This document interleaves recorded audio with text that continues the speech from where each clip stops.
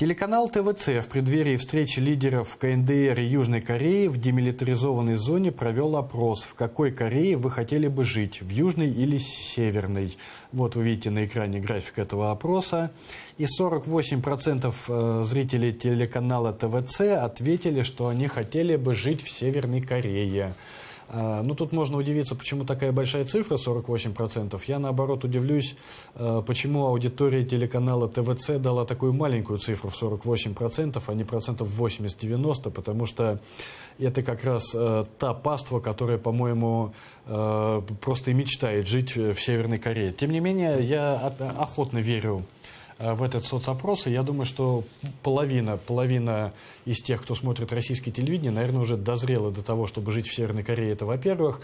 А во-вторых, это говорит о том, что, возможно, вероятно, это такой звоночек, что, возможно, информационное поле России будет меняться. Мы же с вами здесь отслеживаем не столько новости, сколько информационное пространство этой страны, и, возможно, оно будет меняться и будет уже поворачиваться действительно в сторону Северной Кореи, и из России будут делать Северную Корею. Ну, в Северной Корее люди научились есть траву. Я думаю, что в этой стране люди научатся есть вареные елочные иголки. Почему бы и нет?